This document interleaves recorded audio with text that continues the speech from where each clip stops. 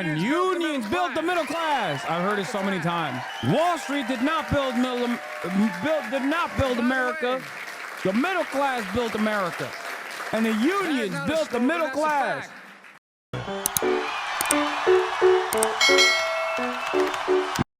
Oh my God! Biden is live with Harris now? Oh God, here, look at this. To be back with so many great friends. Many of whom flew with me on Air Force One today. Represents the union has been with me since the beginning. They're not that old, but since I was a 29-year-old kid. I want to thank Liz Schuler, the AFL-CIO, and Kenny at the IBEW for that strong endorsement. By the way, we have an expression in Delaware. IBEW, when I ran for president, they're the ones that brung me to the dance starting off. Not a joke. And Dave McCall, the steelworkers. Dave, in 1972, steelworkers were the first union to endorse a 29-year-old kid named Joe Biden who wasn't old enough to be senator when he got elected. Do we have captions? Because it's impossible for me to follow along with what he's saying without captions. Is there a captioned link? Forces in Claymont, Delaware, and North, over 4,000 workers. And it was, anyway, it all went south. But Huey went to the national president, I.W. Abel, and he said he wanted me to get endorsed. Everybody thought it was crazy. I literally wasn't old enough to be sworn in the day I got elected. But guess what? President Abel stuck with me. And they got stuck with me for the rest of my career. Eric Dean of the workers. Tim Driscoll, a bricklayer. April Bell, the SEIU. Lee Saunders, last man, a great friend. And Jimmy Williams, the painter. His dad. His dad is a really good man. Mike Coleman, a sheet metal worker. We also got some of the best elected officials in America. Governor Josh Shapiro is doing an incredible job. The great Lieutenant Governor Austin Davis. He's so old, bro. And one of America's best workers, Ed Gainey. Ed, you're doing a hell of a job. And Sir D'Amato, county executive, I think is the hardest job in American politics. Everybody knows where you live and they think you can solve all the problems. You don't have enough money. But I tell you one thing, I'm the first president ever. I used to be a county official when I was 26 years old. And it always bothered me that the federal government would send money to the state to be distributed to the county. Well, what the hell is the state going to send it to the county for? All the state reps need the money. But guess what? Under my administration, it goes straight to the county. And one of my best friends, my name's Joe Biden. I'm from Scranton, Pennsylvania. Bobby Casey's been a great friend. His dad was a great friend as well. And by the way, we grew up 3 blocks from one another. 3 blocks. And they still worry about us by showing up. And guess what? I was on North Washington Avenue. He was in Adams. Dude, he's so old. One of these days, he's just going to perish on stage when he's delivering one of these speeches. Like, that's part of the reason why I watched this. For those of you who are like, oh, why do we care about this old? Like, who cares? But, like, one, I want to see how they message around Biden. And two, it's like, he is so goddamn old, dude. He might literally fall off the stage. If you're in a foxhole, you want Fetterman in there with you. Boom. He couldn't be here today, but guess what? He sent the best part of the family, Giselle. She's here. Let me just say it means so much to be with a true friend, the vice president and the next great president of the United States of America.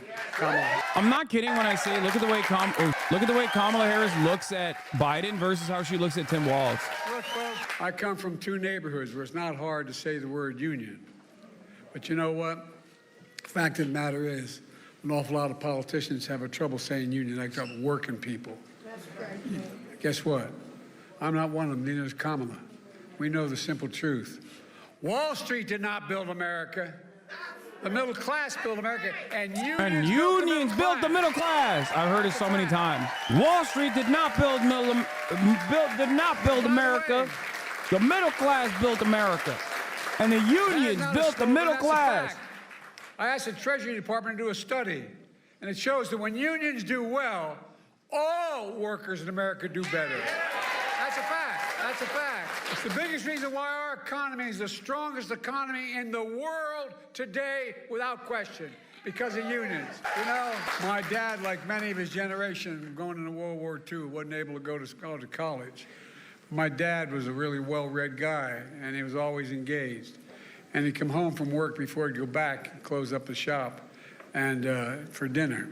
And the dinner was a place where we had discussions and incidentally ate. You know, my dad taught me. My dad would say this all the time. Remember, Joey, a job, and I give you my word to this, a job is about a lot more than a paycheck. It's about your dignity. It's about the community. It's about your place in the community. And it's about being able to look your kid in the eye and say, honey, it's going to be okay, and mean it. Well, that's why. That's a ridiculous conversation to have with your dad over dinner, bro. Get the f out of here. I don't believe that at all, okay? His dad did not say that. His, like, my dad's stories are the reverse of, like, my dad's stories are the reverse of, like, when people say, like, when they get libbed up and they're like, oh, when Ruth Bader Ginsburg died, like, my 6-year-old said Ruth Conda forever. Like, it's literally that, but in the reverse side. Yeah, dude, no, your dad didn't fucking say that, okay? Just like your dad didn't invent, like, that's a Felix bit, but something Joe Biden regularly brings up is like, my dad told me, Joey, I saw gay people. Love is love, Joey. That's what my dad used to say, which is why in 2010 I was still barely an advocate for gay marriage. Now, I'll tell you something. Kamala and I are damn proud that we protected the pensions of over 1 million workers and retirees. You literally believe me when I said my dad was there when Wukong happened? Yeah, but that's because I assumed you're Chinese. And in my mind, I think you have lived for thousands of years at that point, you know? That's why when I serve the ad break, you don't even see it. One, because you're subscribed, but two, because you're Chinese, you know? So there's no ads in China. That's my point. Unless you are an American and you want to feel like you are Chinese, then all you need to do is subscribe for $6 or for free with Twitch Prime. Here's the 3-minute ad break now. You saying I thought you were Chinese feels like a Nick Mullen bit? Yeah, I know. Promised every month infrastructure week. For 4 years he promised that.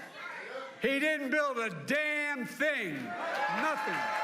I mean, not nothing. Well, thanks to our infrastructure law, Pennsylvania so far has received $17 billion. $17 billion.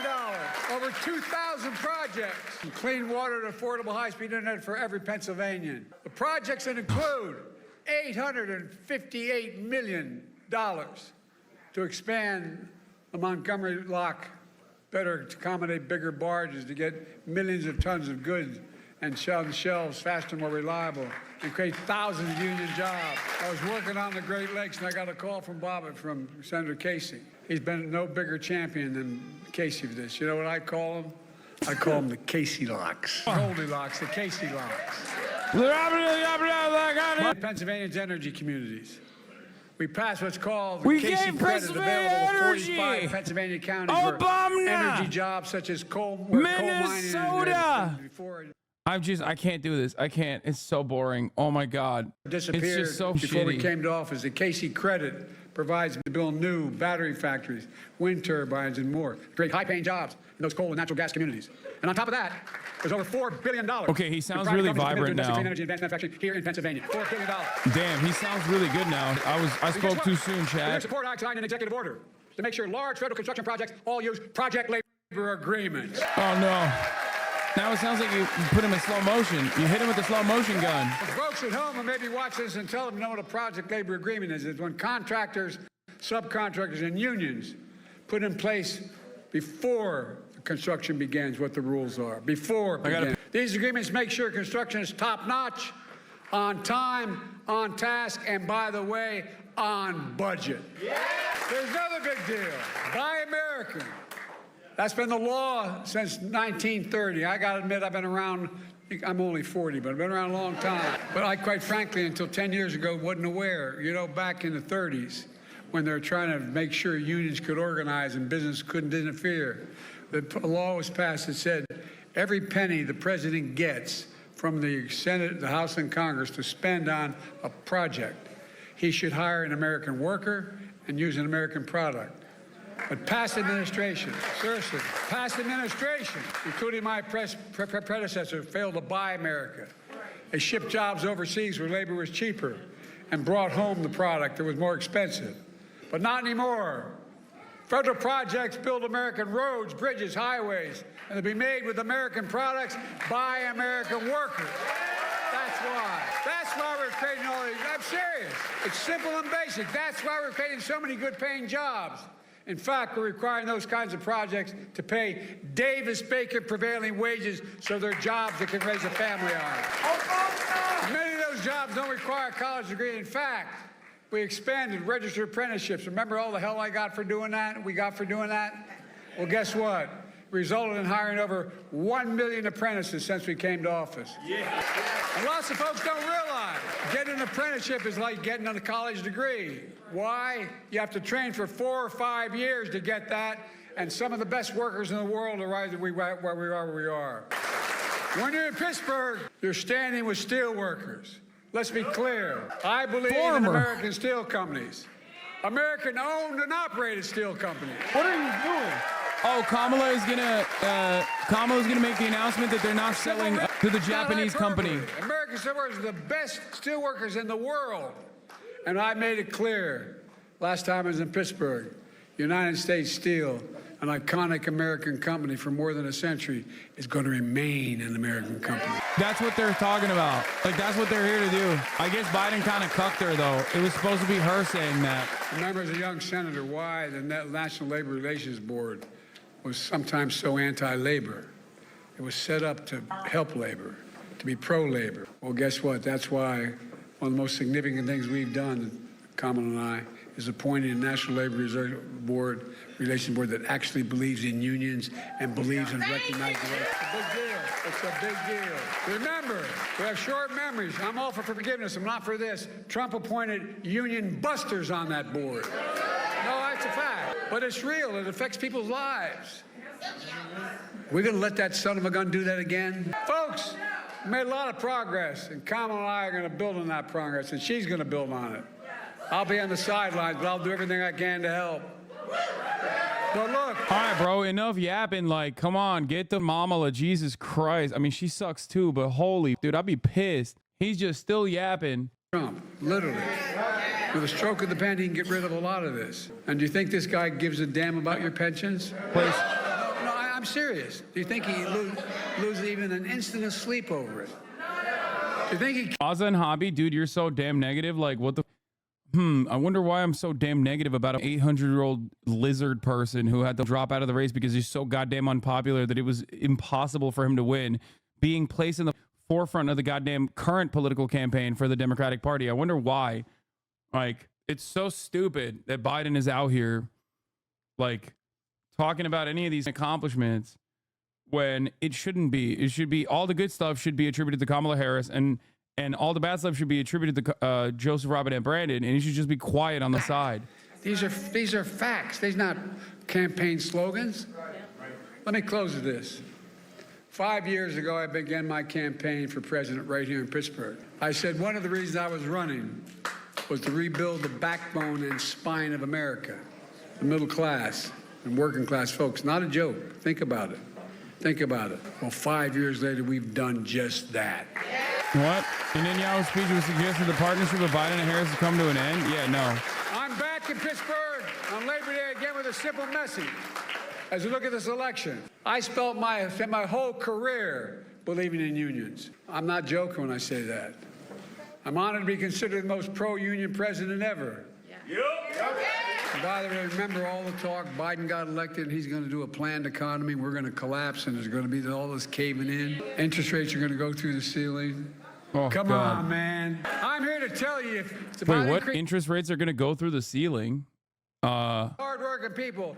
Everyone in America deserves a fair shot. No. Why did you mention that part? I mean, if you care about the dignity of work, and I mean it matters, the dignity of work, the way you're treated, the decency. Yeah. I remember when my great-grandfather was only the second Catholic elected statewide to the state Senate here in Pennsylvania.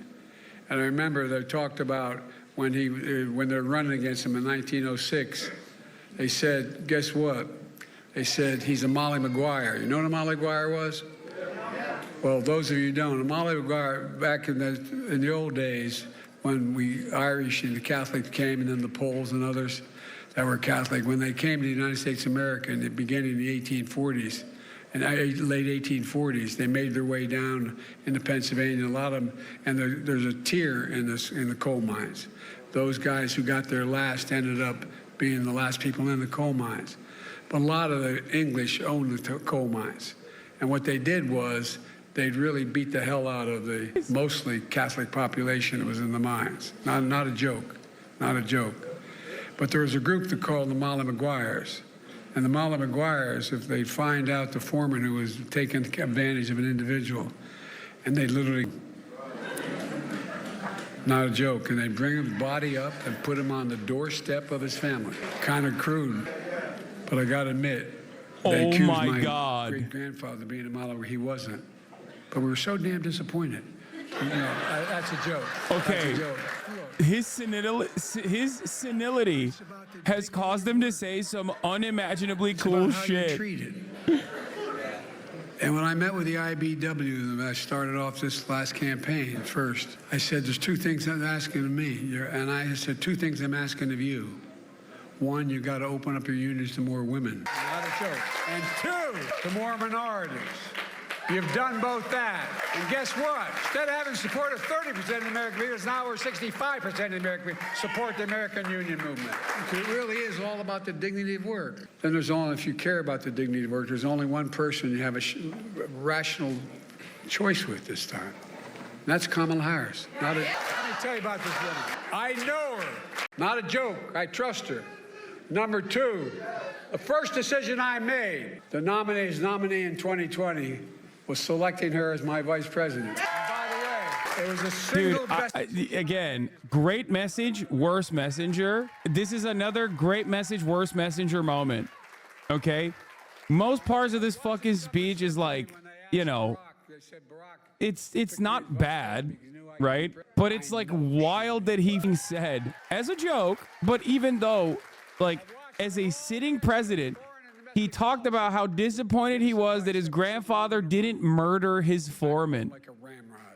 She has the moral compass of a saint. This woman knows what she's doing. Folks, I promise you, if you elect Kamala Harris as president, will be the best decision you will have ever made. Yeah. Kamala believes as I do. The unions are the spine of this economy. She'll be a historic pro-union president. Yeah. So, folks, we got one more job to do together. Let me ask you, are you ready to fight? Yeah! Are you ready to win? Are you ready to elect Kamala Harris our next president of the United States?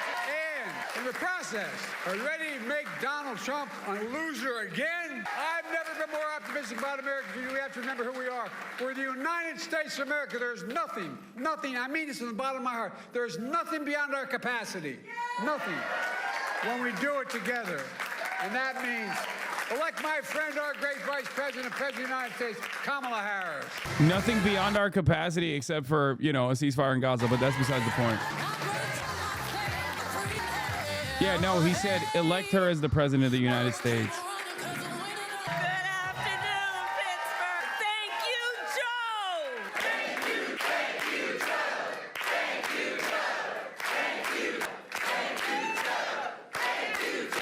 It is good to be in the House of Labor, and it is good to be back at IBW Local 5, and can we please give it up again for our President, Joe Biden. Now, I don't have to tell the brothers and sisters of labor that you really get to know somebody when you're in the middle of a fight, when times are hard, when the forces are mighty, when people don't believe something can get done and they have 1,000 excuses for why it can't get done. And I have spent more time with this extraordinary human being when the cameras were not in the room, when the stakes were high, when the heat was intense. And Joe Biden has always stood with the workers of America and labor unions of America. Always, always. I've been with him when he'll bring folks into the Oval Office. And you know how Joe can get sometimes. He doesn't spare words. It's good that sometimes the cameras are not in the room when he has those conversations. Because the thing about the Joe Biden I know, and I know you know, because he has been a friend of labor for so long, for his whole life. Joe Biden can be quite impatient. And that's a good thing for that kind of leader. Quite impatient. And I say to all of the friends here, the press that's in the room, history will show what we here know. Yeah. Joe Biden. I'm voting for Biden, dude. He's right. Transformative presidents. I'm writing in Biden, dude. she's right. I'm riding in Biden. And it comes from his heart. And you know, Joe and I talk a lot about the fact that we are so proud to be the most pro-union administration in America's history. And as we know, Joe's still got a lot of work to do, so let's also understand that. So I want to thank all the incredible leaders who are here today, including the Governor Shapiro, Lieutenant Governor Davis, Senator Casey, who we will re-elect this November, Mayor Gainey, President Schuller, President Cooper, all the leaders of labor who are here, all the union members. Bro, I can't get over the fact that Biden literally talked about how his grandparent, how disappointed he was that his grandfather didn't murder his foreman.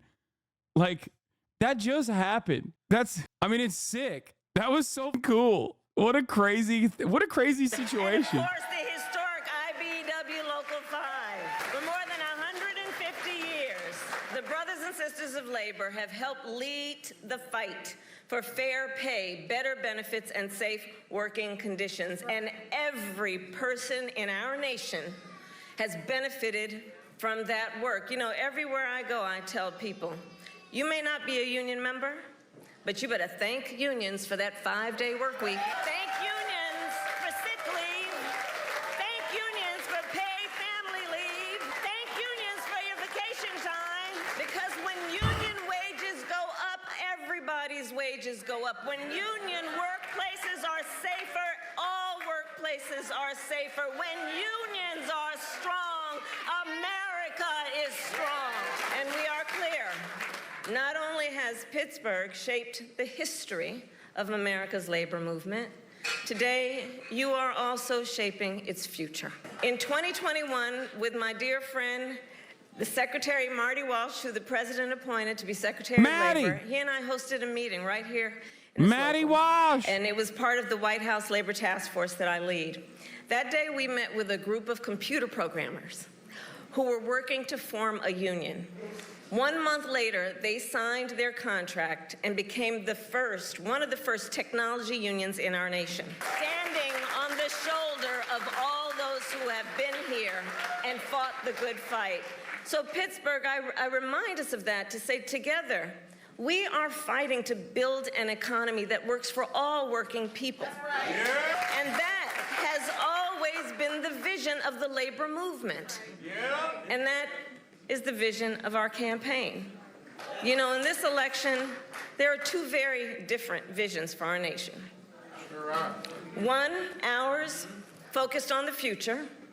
The other, focused on the past. We fight for the future. We fight for a future of dignity, respect, and opportunity for all people. Yeah. We fight knowing it's some backward thinking for those folks who have been suggesting for years that the measure of the strength of a leader is based on who you beat down. You know, that's the stuff they're pushing. That the measure of the strength of a leader is based on who you beat down, when we know the true measure of the strength of a leader is based on who you lift up. Who you lift up. Do you fight for workers? Do you fight for families? Do you fight for those who must be seen and heard and deserve the dignity that comes with hard work? I'm not gonna lie, it's kind of wild how hard she goes on like the pro-labor message. Both her and Joe Biden kind of pop off big time. So we're 64 days out. One of the only times where I've listened to Kamala Harris speak continuously and not gone, oh my God, this is so boring. It will start dropping in 14 days.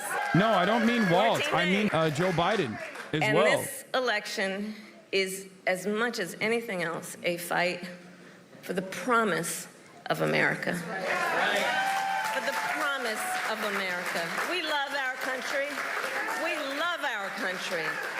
And we know it is one of the highest forms of patriotism to fight for the ideals of our country. And that's what this election is about.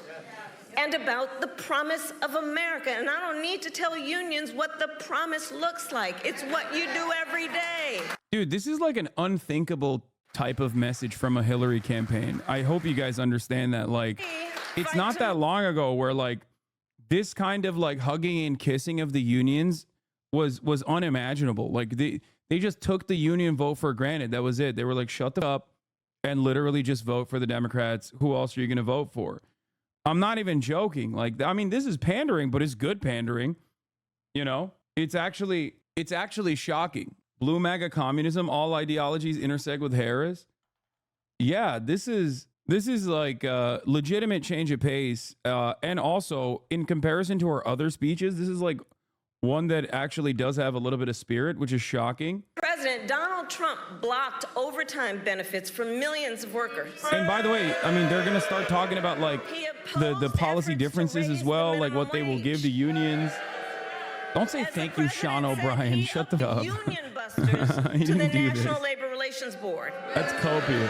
And don't forget, he supported so-called right-to-work laws. And if Donald Trump were to be reelected, he intends to give more tax cuts to billionaires and big corporations. He intends to cut Social Security and Medicare. He wants to impose what, in effect, would be a national sales tax. I call it the Trump national sales tax. What is this? I don't want to at you. This is a shitty take. You're wrong to support the Dems. Are you serious? She said no one will ever be free. What are you talking about? First of all, what did I say that was like incorrect? You should just focus on the statements that I'm making and not the ones that you have imagined in your mind.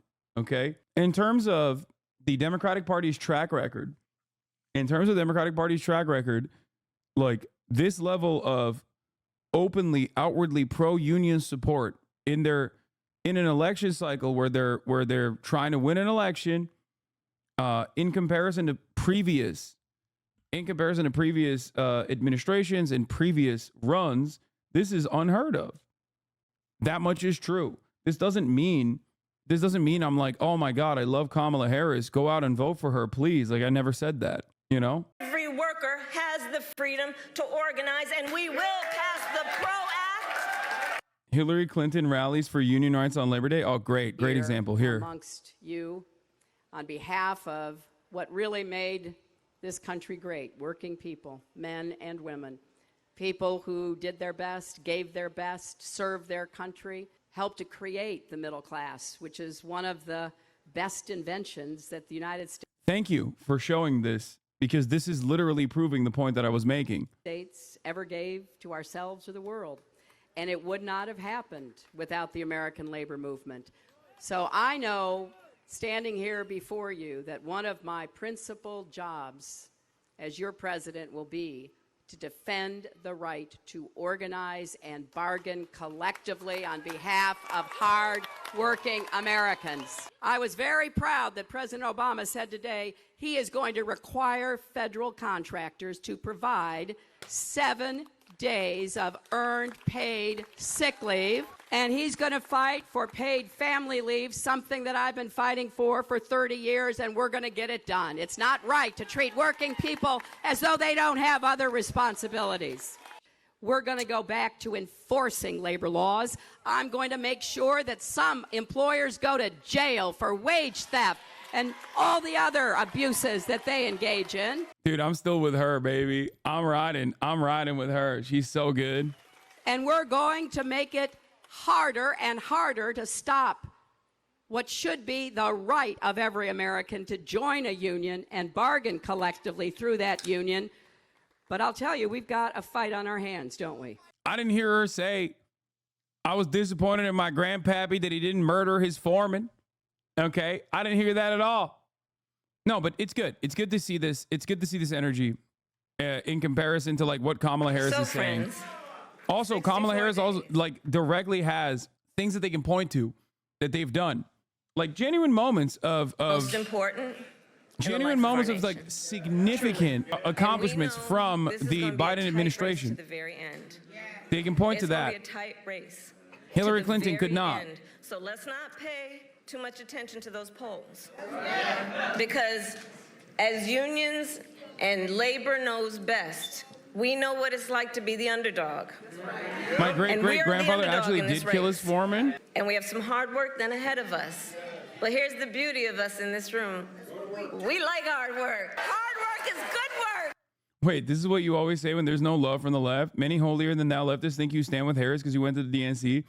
Some chatters were trying to convince Boy that you were a Kamala supporter, and Alexa was like, nah, I know him.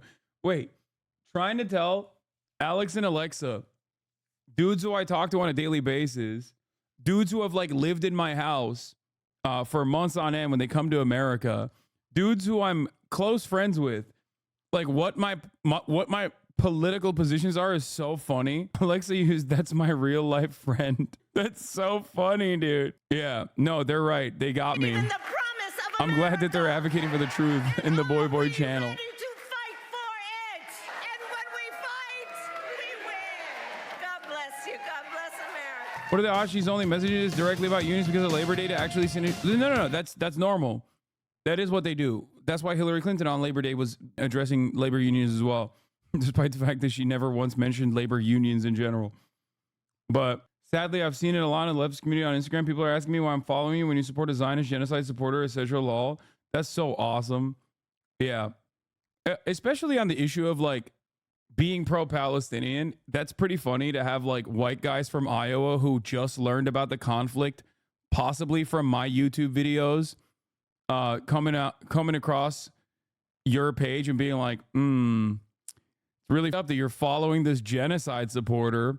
Like, follow policing on Instagram is pretty funny. Like, calling me a lib for a litany of different reasons is one thing, right? But saying that I'm a genocide supporter and not like pro-Palestinian enough, like not sufficiently pro-Palestinian, is pretty hilarious.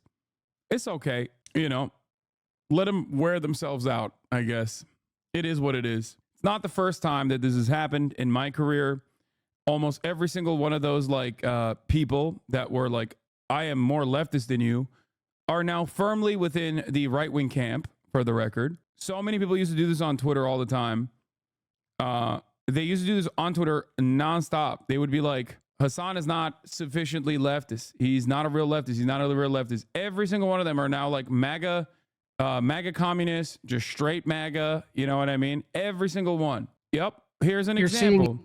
Here is a prominent example of the followers of this guy. Here is historic. That is amazing. That is the complete flip-flop of the parties.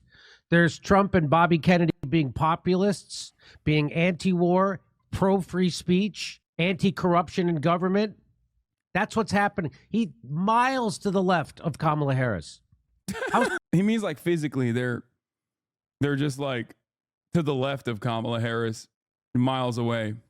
Like 100, 200 miles away. That's what he means. Kamala Harris going to combat this? She's not. She's not, because she's an idiot. The leftist revolution is happening within the Trump Republican Party. They either send DMs before they do a call out on you or while you're following someone, or they'll harass you on other people's posts by tagging you and calling you out as pathetic. I like it. As long as they are staying true to the cause overall of Palestinian emancipation. I don't give a if they say I'm a lib or a Zionist or whatever. Who gives a dude? And she's corrupt, 100%. What you're seeing, like they've anyway. Sean O'Brien. Let's get back to this. Sean O'Brien says they're not backing Harris yet because they're waiting for a meeting. Harris should give them a meeting. I think it's very stupid that they haven't yet. I don't like Sean O'Brien. I think he's a goon, but ultimately he's still the leader of a very, very important union. And you know, you get those meetings. It doesn't matter. Like you do not have the bandwidth nor the election to the bag to just make decisions like this. You should never snub a major union leader regardless. I just don't understand it.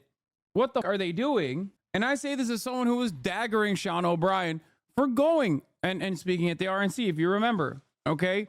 That's nuts. He's a goon. He's got a great deal for UPS drivers. Yes, he is a goon for going to the RNC and saying the Teamsters endorsed Ronald Reagan. That's goon. That's like, that's poison, okay? Like, that's beyond a goon. Mark Levin, my goat. Master Hello, Shake. America. I'm Mark Levin, and this is Life, Liberty, and Levin Saturday.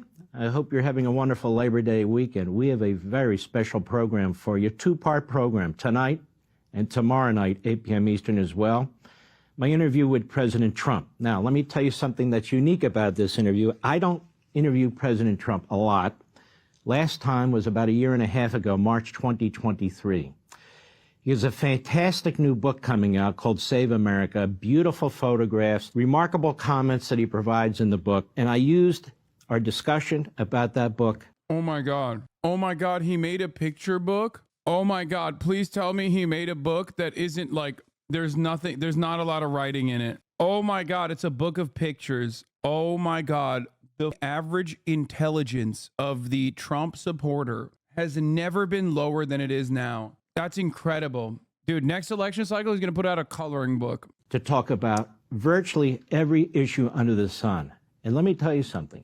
President Trump discussed every issue under the sun. He did it substantively. He gives information, much of which is new, his thinking process, aspects of his personal life. I don't believe he's ever done an interview like this.